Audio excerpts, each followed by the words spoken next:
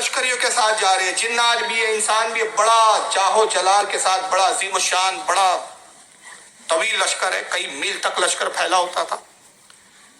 30 میل کی دوری پر، قرآن میں حدیث میں نہیں، 30 میل کی دوری پر چوٹیاں آپس میں گھوم رہی ہے، غذا تلاش کر رہی ہے، کھانے کی چیزیں ڈھونڈ رہی ہے۔ چوٹیاں، چوٹی سمجھتے ہیں نا، چوٹی بولتے ہیں ابھی جی۔ تو ان میں سے چوٹیوں کی رانی کیا بولتی ہے آپس کی چوٹیوں سے؟ اپنے اپنے بل میں چلی جاؤ کہ سلیمان کا لشکر آئے گا تو سب کے سب کچلی جاؤ گی، کہیں سلیمان علیہ السلام کا لشکر ہمیں کچل نہ دے، اپنے بلوں میں چلی جاؤ۔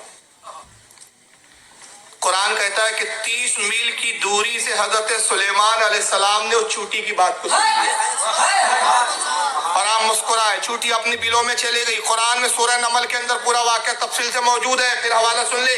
حضرت سلیمان اس کے بل کے پاس پہنچے اور بل کے پاس جانے کے بعد اس کو آواز دیا اور چوٹی کا نام لیا۔ اب دو باتیں یہاں رک جائیے، تھوڑا سا ایک میں نقطے کی بات کرتا چلوں۔ 30 میل کی دوری پر، قرآن میں کہ 30 میل کی دوری پر چوٹی گفتگو کر رہی ہے، اس کی آواز کو 30 میل کی دوری پر سلیمان علیہ السلام سن بھی رہے ہیں، وہ چوٹی کو پہچان بھی رہے ہیں، اس کے نام سے بھی واقف۔ بھائی وہ تو نبی تھے، سلیمان علیہ السلام تو نبی تھے نا، کوئی بڑی بات نہیں۔ میں کہتا ہوں 30 میل نہیں، 30,000 میل کی دوری پر بھی کوئی چوٹی کلام کرتی تو سلیمان علیہ السلام اس کو سن لیتے تھے، کوئی بڑی بات نہیں نبی کے لیے۔ بھائی چوٹی تو نبی نہیں تھی، اس کو کیسے معلوم 30 میل کی دوری پر حضرت سلیمان کا لشکر ہے؟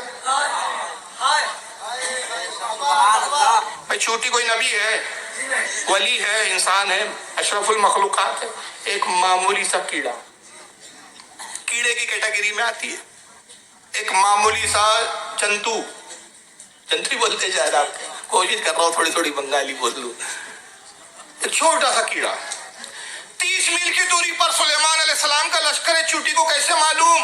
تو روایت میں تو کوئی اس کا خلاصہ نہیں، لیکن میرے عشق کا وجدان کہتا ہے کہ وہ کہہ رہی ہے اللہ کے نبی سلیمان آئیں گے اور تم کچلی نہ جاؤ۔ تو نام سلیمان علیہ السلام کا لینا اس بات کی دلیل ہے کہ وہ جانتی تھی کہ حضرت سلیمان بادشاہ بھی ہے، نبی بھی ہے، گویا وہ نبی کو مانتی بھی تھی، تعظیم بھی کرتی تھی، ان پر ایمان بھی لائی تھی۔ تو ایمان لانے کی برکت یہ ملی کہ اللہ نے اس چوٹی کو بھی اتنا علم عطا کر دیا۔ تو اب اگر کوئی نبی سے محبت کرے اور وہ ادنا مخلوق ہو تو اتنا علم مل جاتا ہے، تو جو نبی کے خاندان کا ہو، جو نبی کی آل ہو، جو نبی کا خون ہو، جو نبی کا گوشت ہو، جو نبی کی نسل کا ہو اور وہ وقت کا غوث اعظم ہو اور نبی کی بارگاہ سے اگر اس کو یہ مقام ملے کہ وہ اعلان کرے بغداد کی سرزمین پر نظر تو الی بلاد اللہ جمع کا خردلۃ علی حکم اتصالی، میں اللہ کے تمام شہروں کو، تمام دنیا کو ایسے دیکھتا ہوں جیسے ہتھیلی میں رائی کا دانہ رکھا ہو۔ تو کون سے تعجب کی بات ہے؟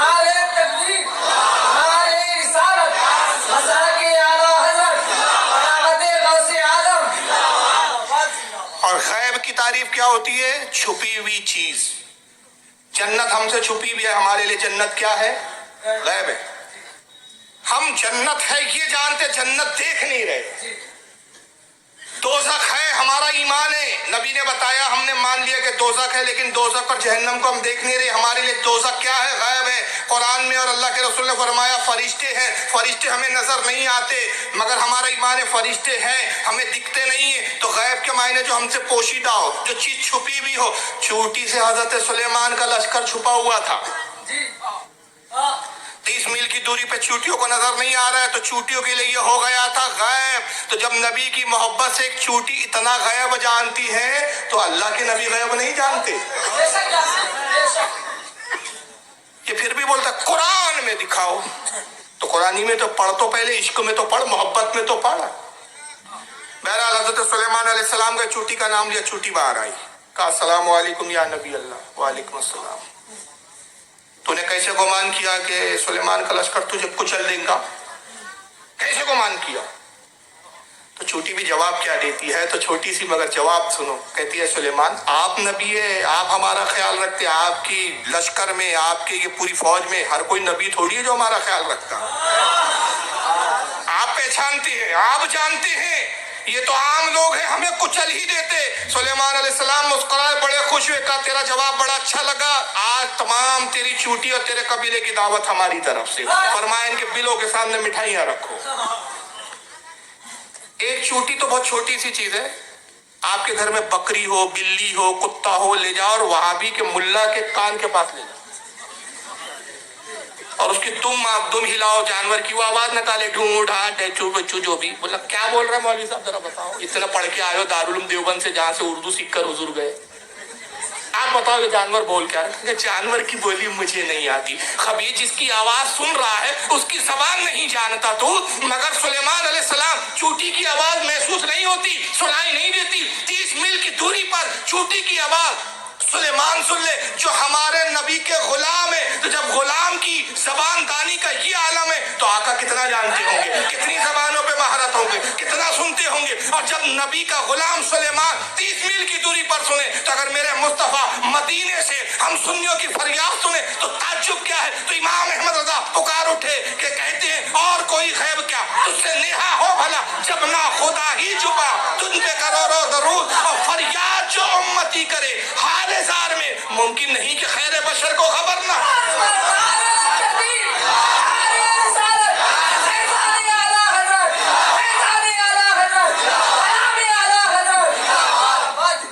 اعلیٰ حضرت کو سمجھنے کے لیے، اعلیٰ حضرت کے شعر سمجھنے کے لیے پہلے قرآن پڑھنا پڑتا ہے۔ قصرِ مینار رسا تو بہت بلند کافی ہے، تم اس کے پہلے سینی پہ چڑھ کے دکھلا دو، فتاوے رضویہ تو کرامت ہے، ہدایت بخشش پڑھ کے بتلا۔ ہدایت بخشش نے سمجھنے کی اوقات ہے، اور چلے بریلی میں شیطان رہتا ہے، بریلی میں نہیں رہتا، تھانہ بھون میں دیو بھی رہتا ہے اور شیطان بھی وہی رہتا ہے۔ دیوبند، جہاں دیوبند ہو وہ سارے شیطانوں کی جگہ ہے۔ اب بریلی کیا ہے؟ بریلی برات سے بنا ہے، بریلی یعنی جاؤ تمہیں چھٹکارا دے دیا گیا، برات ہو گئی تم سے، کائے سے؟ جہنم سے تمہاری برات ہے، گمراہیوں سے تمہاری برات ہے، کفر و شرک سے تمہاری برات ہے۔ ارے یہاں تو عشق کا مجسمہ ہے، اگر عشق اگر انسانی شکل میں آ جائے، مصطفیٰ کے عشق کو اگر انسانی شکل میں ڈھال دیا جائے، خدا کی قسم وہ احمد رضا کی ذات بن جائے۔ عشق مصطفیٰ اگر مجسم ہو جائے تو وہ امام احمد رضا بن جائے۔ تم کیا جانو امام حضرت کو کیا پہچانو گے تم؟ تو یہ دیوبند کی فضیلت ہے۔ ایک اور سن لیجئے پھر میں ویڈیو پر آ جاؤں گا، بس یہ تھوڑا برداشت کر لے کیونکہ جوابی جلسہ ہے، میں بہت دیر بولوں گا آج، ٹینشن مت لیجئے، بہت دیر بولوں گا۔ یہ ہے تذکرۃ الرشید، دکھائے بھائی اسکرین پر، کہاں چلے گئے؟ ہاں، یہ اشرف علی تھانوی کے استاد گزرے مولوی رشید احمد گنگوئی، ان کی سوانح حیات ہے تذکرۃ الرشید، جس کے لکھنے والے مولوی عاشق الہی مرٹھی ہے، 2 جلدوں میں چھپتی ہے، دیوبند سے چھپی ہے، مکتبہ شیخ محلہ مفتی سہارنپور یوپی نے چھاپا ہے، اس کتاب کو آسانی سے ملتی ہے، ایسا نہیں ہے کہ چھپ کر بند ہو گئی، آج بھی چھپتی ہے۔ لیکن یہ بتانے سے پہلے آپ کو میں ایک چیز بتا دوں، اعلیٰ حضرت جو ہے وہ کون ہے؟ ہمارے اعلیٰ حضرت کون ہے؟ صفحہ نمبر 46 دیکھ لیں، جلد نمبر 1، ہمارے اعلیٰ حضرت امام احمد رضا۔ مگر دیوبندیوں کے یہاں بھی ایک اعلیٰ حضرت ہے بھائی، اور وہ اعلیٰ حضرت کون ہے دیوبندیوں کے؟ حاجی امداد اللہ مہاجر مکی۔ حاجی امداد اللہ جو تھے یہ رشید احمد گنگوہی، قاسم نانا طوی، خلیل احمد امبیٹوی اور اشرف علی تھانوی، ان چاروں کے پیر صاحب ہیں۔ یہ چاروں حاجی امداد اللہ سے مرید ہوئے تھے۔ ان کی فضیلت بیان کرتے جناب رشید احمد گنگوہی صاحب کہتے ہیں کہ اعلیٰ حضرت کی بھاوج کا حسن اعتقاد اور مخلصانہ برتاؤ تھا۔ اعلیٰ حضرت کی بھاوج یعنی بھابی، بھاوج تو سمجھتا ہوں گا آپ کو، جو اعلیٰ حضرت کی بھاوج تھی یعنی حاجی امداد اللہ صاحب کی جو بھاوج تھی، اس کا حسن اعتقاد تھا، عقیدہ بھی اچھا تھا اور مخلصانہ برتاؤ تھا، یعنی لوگوں سے بڑے محبت سے پیش آتی تھی، مہمانوں کا کھانا خود پکاتی تھی۔ حاجی امداد اللہ سے کوئی بھی مہمان جب ملنے آتا تو نوکروں سے اور نوکرانیوں سے کھانا نہیں بنواتی تھی، بلکہ کیا کرتی تھی؟ وہ حاجی امداد اللہ کے مہمانوں کا کھانا خود پکاتی تھی، اور کسی مہمان کے نا وقت آنے سے کبھی تنگ دل نہ ہوتی تھی۔ کوئی مہمان کسی بھی وقت رات میں آ جائے، دوپہر میں آ جائے، کسی بھی وقت آئے، تنگ دل نہ ہوتی تھی، برا نہیں مانتی تھی، خوشی سے کھانا بناتی تھی۔ ایک دن اعلیٰ حضرت نے خواب دیکھا، کہتے ہیں کہ حاجی امداد اللہ صاحب نے خواب دیکھا کہ آپ کی بھاوج آپ کے مہمانوں کا کھانا پکا رہی ہے کہ جناب رسول مقبول صلی اللہ تعالی علیہ وسلم تشریف لائے، اور آپ کی بھاوج سے فرمایا امداد اللہ کے مہمانوں کا کھانا پکائے، اس کے مہمان علماء ہیں، اس کے مہمانوں کا کھانا میں پکاؤں گا۔ یعنی دیوبندیوں کے مولویوں کو دیکھو کتنے چنے کے جھاڑ پہ چڑھایا جا رہا ہے۔ مہمانوں کا کھانا خود پکاتی تھی۔ رسول اللہ ایک دن خواب میں تشریف لائے حاجی امداد اللہ کے، اور خواب میں کیا دیکھتے ہیں وہ کہ ان کی بھاوا مہمانوں کا کھانا پکا رہی ہے کہ رسول تشریف لائے، اور ان کی بھاوا سے کہا اٹھ، تو اس قابل نہیں کہ حاجی امداد اللہ کے مہمانوں کا کھانا پکائے، اس لیے کہ حاجی امداد اللہ کے مہمان علماء ہیں، ان کا کھانا میں خود پکاؤں گا۔ مجھے ایک سوال کا آپ سے جواب دے دیجیے، فاروق اعظم رضی اللہ تعالیٰ عنہ کا ذرا تصور کیجیے، اور مجھے بتائیے فاروق اعظم کے سامنے اگر بالفرض ایسا ہوتا کہ فاروق اعظم اس زمانے ظاہری میں ہوتے، کہ فاروق اعظم کے زمانے میں ان کے دور میں ان کے پاس کوئی جاتا اور کہتا کہ بھائی میں نے خواب یہ دیکھا کہ آپ کے نبی میرے گھر آئے اور میرا کھانا پکایا، میرے مہمانوں کا کھانا حضور نے خود پکایا، تو بتائیے فاروق اعظم کیا کرتے؟ اس کی پیشانی چومتے کہ تلوار نکالتے؟ کہتے تو بہت گریٹ ہے یار، تیری تو پیشانی چومنا چاہیے کہ رسول اللہ تیرے گھر آ کے نوکروں کی طرح کھانا پکا کے گئے مارسل۔ ہم صحابہ اکرام رسول اللہ صلی اللہ علیہ وسلم کے پیر میں کانٹا پہ چھپ جائے اس کو گوارا نہیں کرتے تھے، ہم تو اپنے آقا کی اتنی ناز برداری کرتے تھے، اور تمہارا حال یہ کہ تم نے ہمارے نبی کو باورچی بنا دیا۔ پیشانی چومتے کہ تلوار نکالتے؟ گستاخی ہے یا نہیں کہ اپنے مولیوں کی عظمت بتانے کے لیے نبی کو باورچی بتایا جا رہا ہے؟ لیکن سنیے اس کا جواب دیوبندیوں نے کیا دیا۔ جواب دیا انہوں نے، پاکستان کے ایک مولوی ہے جن کا نام ہے الیاس گھمن، ہاں نام ہے، میں چڑ سے نہیں بول رہا ہوں، ان کا نام ہے الیاس، نیٹ پر بہت ساری تقریریں آپ سرچ کریں گے الیاس گھمن تو مل جائیں گے آپ کو، الیاس گھمن کہاں گھومے ہوئے وہ مل جائیں گے آپ کو، الیاس گھمن۔ بہت عرصہ پہلے بمبئی میں نے تقریر میں یہ بات بیان کی، نیٹ پہ تقریر آئی، الیاس گھمن صاحب نے اس کا جواب دیا۔ اب جواب سنیے ان کا، پھر میں نے جو جواب دیا اب تک بولتی بند ہے اور انشاءاللہ قیامت تک بند رہی۔ جواب یہ دیا، کہا کہ فاروق رضوی جاہل ہے، بلا وجہ فضول اعتراض ہے اس کا۔ ارے حضور صلی اللہ تعالی وسلم بڑے ہیں، ہمارے علماء حضور کے بچوں کی طرح ہے، بڑا بچوں پہ شفقت کرتا ہے، محبت کرتا ہے، گھر میں کبھی ماں نہیں ہوتی، بچوں کے لیے باپ کھانا پکا دیتا ہے تو کیا نوکر بن جاتا ہے؟ دودھ کی کوڑی لائے مولوی صاحب نے، بھائی بچہ پخانا کر دے، ماں اس کی پخانے کی جگہ دھلا دیتی ہے، اس کے گندے کپڑے دھو دیتی ہے، باپ کبھی کبھی ایسا ہوتا ہے گھر میں چھوٹا بچہ ہے، باپ نہیں ہے، ماں نہیں ہے گھر میں کہ گئی ہے پڑوس میں، بچے نے پیشاب کر دیا، پخانا کر دیا، یا دودھ کے لیے تڑپ رہا ہے، بلک رہا ہے، بھوک لگ رہی ہے، چھوٹے بچے، باپ کھانا بنا دیتا ہے، باپ چھچی دھلا دیتا ہے، تو باپ کیا نوکر ہو جاتا ہے، بھنگی ہو جاتا ہے، میتر ہو جاتا ہے؟ نہیں، یہ محبت ہے۔ تو حضور صلی اللہ علیہ وسلم پوری امت کے باپ ہیں، علماء دیوبند ان کے بچے ہیں، تو اگر حضور محبت میں شفقت میں دیوبند کے علماء کا کھانا پکانے آ گئے تو اس میں کون سی توہین ہو گئی؟ ہم نے کہا چلو یہ اصول ہے نا، آپ نے یہ اصول بنایا، اب اسی اصول پر میں بات فٹ کر رہا ہوں، برا مت ماننا، اصول آپ نے بنایا، اصول آپ کا یہ ہے کہ اگر بڑا چھوٹوں کا کام کر دے تو محبت ہے، شفقت ہے، اس سے الفت ہے، اس سے لگاؤ ہے، اس سے وہ نوکر نہیں۔ اور یہ بات خواب کی ہے، حقیقت میں نہیں ہے، خواب ہے، خواب دیکھا تو خواب صرف تمہیں کو تو نہیں دکھتے، خواب ہمیں بھی دکھتے ہیں، تو مجھے بھی یہ خواب دکھا، اور کل رات ہی خواب دکھا، خواب یہ دکھا کہ میں میرا گھر کا نوکر، میرے اپنے گھر کا نوکر میرا پخانہ صاف کرنے گیا، ہاتھ میں برش تھا میرے نوکر کے، کچھ سرف تھا، وہ جو ڈٹرجنٹ ہوتا ہے وہ، کچھ فینائل کی بوتل تھی، تبھی میں نے دیکھا کہ مولانا اشرف علی تھانوی، رشید احمد گنگوہی، قاسم نانوتوی تینوں آئے، ایک کے ہاتھ میں جھاڑو تھا، ایک کے ہاتھ میں پانی کی بوتل تھی، ایک کے ہاتھ میں صاحب جو فینائل تھا، اور میرے نوکر کو ڈانٹا انہوں نے، اور ڈانٹ کے کہا اوہ تیری کیا مجال کہ تو فاروق رضوی صاحب کا پخانہ صاف کرے، فاروق رضوی اس دور کے بہت بڑے عالم ہیں، ان کا پخانہ ہم تینوں مل کر صاف کریں۔ جو مولوی ندوہ سے لیا ہوتا ہے اس سے تو بڑا بریلی کا گدھا ہوتا ہے۔ ارے بھائی وہ بڑے ہیں، میں چھوٹا ہوں، شفقت میں میرا پخانہ دھو کر چلے گئے، اصول آپ کا ہے۔ برا لگا نا؟ مرچی لگی؟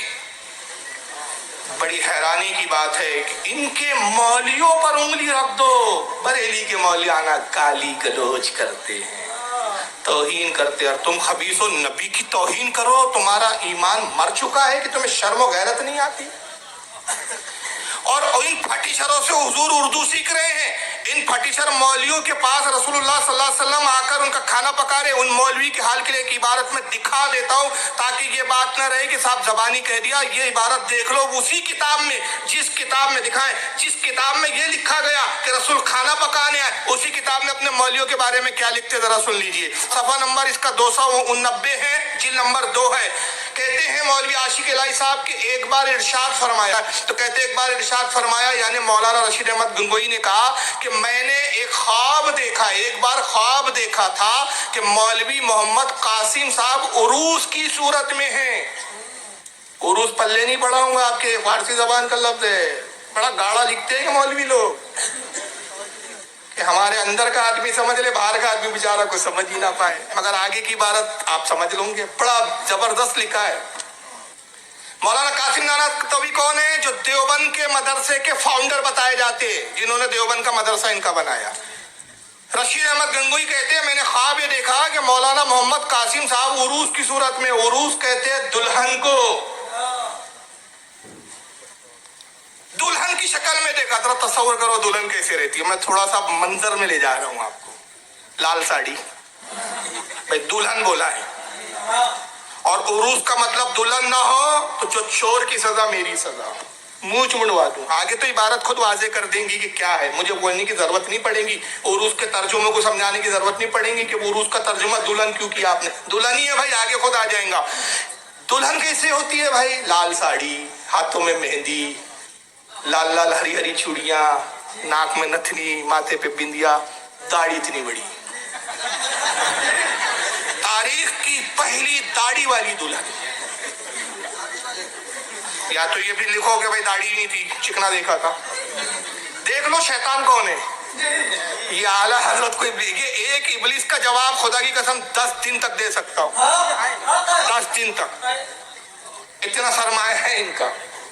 और उसकी शक्ल में देखा, दुल्हन की शक्ल में। अब आगे खुद वाजे कर दिया, और मेरा उनसे निकाह हुआ। कासिम नाना तवी से निकाह हुआ। और सो जिस तरह सन यानी औरत व शोहर में एक को दूसरे से फायदा पहुंचता है, जिस तरह मर्द और औरत को, दूल्हे और दुल्हन को सुहागरात में एक दूसरे से फायदा पहुंचता है, इसी तरह मुझे उनसे और उन्हें मुझसे फायदा पहुंचा। समझ में आ रहा है? अरे हाँ या ना?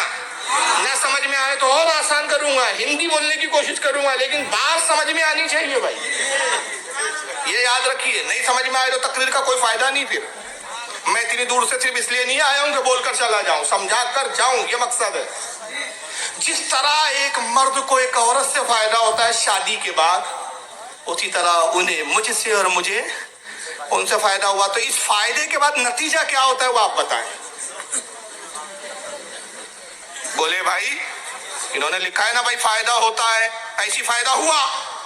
जब एक मर्द और औरत की शादी होती है, फिर दोनों मर्द और औरत कमरे में जाते हैं और उसके बाद एक दूसरे से फायदा उठाते हैं और ये सिलसिला चलता रहता है, तो नतीजा क्या आता है, रिजल्ट क्या आता है? बोलो। मेरे को लगता है ये दोनों का ही नतीजा तबलीगी जमात है। ये उसी फायदे की जमात है, ये उसी फायदे का नतीजा है जो पूरी जमात निकली है। और इतने पैदा कर दिए कि रहने के लिए जगह नहीं है, तो बोरे बिस्तर उठा के चले जा रहे, घूमे जा रहे, भटक रहे लावारिशों की तरह। 40 दिन उधर, 45 दिन उधर, 30 दिन उधर। और मेरा इमाम बरेली में कह रहा, और इमाम अहमद रज़ा का इल्म गैब देखो, अल्लाह के रसूल के सदके में इमाम को गैब कैसे मिला? इसलिए कि तबलीगी जमात आला हज़रत के दौर में नहीं बनी थी, आला हज़रत के विसाल के तकरीबन 20 साल के बाद बनी। आला हज़रत तबलीगी जमात को जानते तक नहीं थे, नाम तक नहीं सुना था, मगर 20 साल से और पहले चले जाए, आला हज़रत अपनी निगाहों से देख रहे हैं कि एक जमात बिस्तर लेकर घूमेंगी, भटकेंगी, फिरेंगी। तो 20-25 साल पहले मेरा इमाम कहता, जो तेरे दर से यार फिरते हैं, दर बदर यूं ही खार फिरते हैं।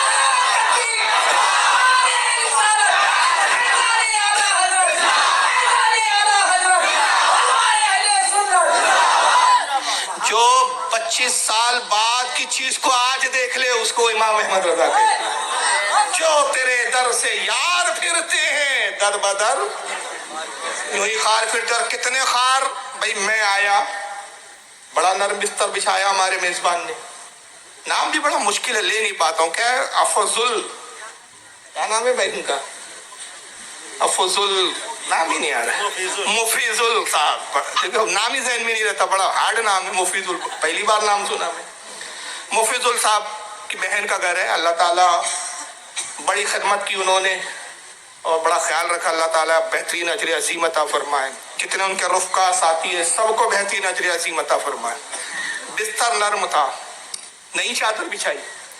ये नई चादर क्यों है, पर्दे नए लगा दिए, भाई मेहमान आए हैं, बाहर से आए हैं, बिस्तर नर्म हो, आराम हो, ये रसूलुल्लाह की गुलामी का इनाम है, ये सरकार की कसीदा खानी का इनाम है कि रसूल की तारीफ करते जाओ, नर्म बिस्तर मिलता है, अच्छा खाना मिलता है, अच्छा माहौल मिलता है। और ये रसूल की तौहीन करने का नतीजा है कि जब रसूल का गुलाम आता है, बिस्तर नीचे होता है, गुलाम बिस्तर पर आराम करता है, और तौहीन करो तो ये जनाब गुस्ताख नीचे होता है, बिस्तर इसके ऊपर होता है। नहीं समझे इशारा, बिस्तर का लदा हुआ है, चले जाने, बिस्तर इन पे आराम कर रहा है। और ढकोसलेबाजी क्या है, दीन की तबलीग के लिए निकले। अच्छा, कहाँ गए आप दीन की तबलीग के लिए? मुसलमानों की बस्ती में गए। अभी तक आपने मोदी को तबलीग क्यों नहीं की? अभी तक आपने योगी को तबलीग क्यों नहीं की? आपकी जमात का मरकज दिल्ली है, दिल्ली में आप मोदी के पास क्यों नहीं गए? अमित शाह के पास क्यों नहीं गए?